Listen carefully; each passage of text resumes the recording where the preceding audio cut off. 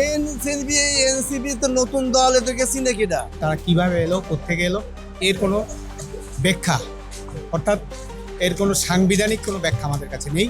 সেক্ষেত্রে অবশ্যই নির্বাচন দ্রুত হওয়া উচিত।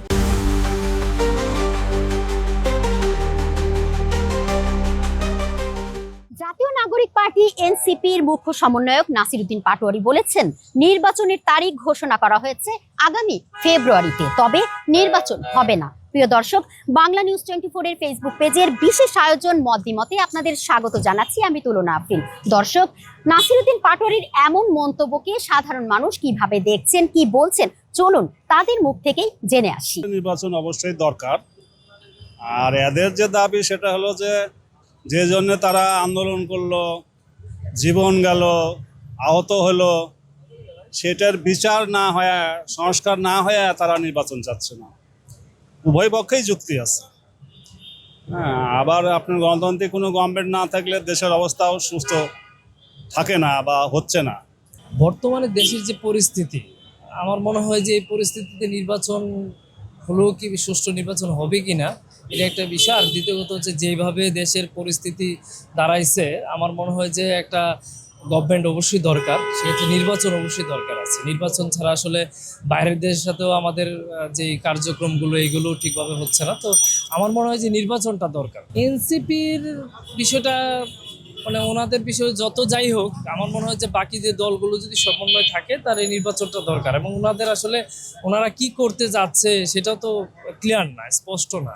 তো আমার মনে হয় যে নির্বাচনটা দরকার সুষ্ঠু পরিবেশের জন্য। দেশের যে আইন শৃঙ্খলা পরিস্থিতি যেরকম অবস্থা অবনতি, সেই ক্ষেত্রে আমার মনে হয় যে নির্বাচনটা দরকার। সরকার পরিবর্তনের বেশ কিছু নিয়ম রয়েছে, যেমন সেটা হতে হবে নির্বাচনের মাধ্যমে অথবা পার্লামেন্ট ইমপিচমেন্টের মাধ্যমে। কিন্তু আমরা বর্তমান যে সরকারকে দেখেছি, তারা কিভাবে এলো, কোত্থেকে এলো, এর কোনো ব্যাখ্যা অর্থাৎ এর কোনো সাংবিধানিক কোনো ব্যাখ্যা আমাদের কাছে নেই।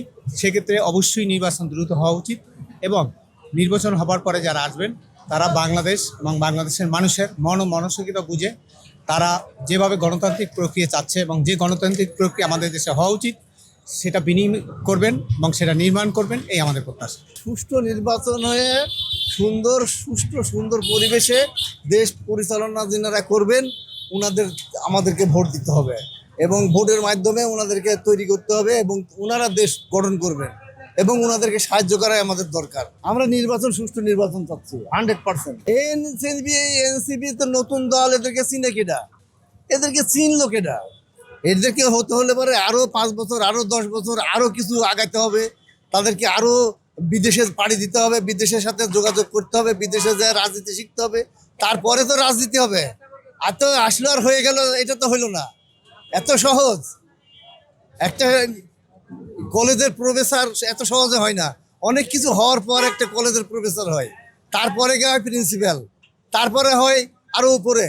এটা শিখতে হবে, এটা কেবল শিক্ষা। এনসিপির মুখ্য সমন্বয়ক নাসিরউদ্দিন পাটোয়ারির মন্তব্য এবং নির্বাচন ইস্যুতে সাধারণ মানুষের সাথে কথা বলে জানতে পারলাম, তারা বলছেন নাসিরউদ্দিন পাটোয়ারির মন্তব্য একান্তই তার ব্যক্তিগত বিষয়, তবে দেশের বর্তমানে যে পরিস্থিতি তাতে একটি সুষ্ঠু নির্বাচন অতি দ্রুতই জরুরি হয়ে পড়েছে। তুলনা আফরিন, বাংলা নিউজ 24, ঢাকা।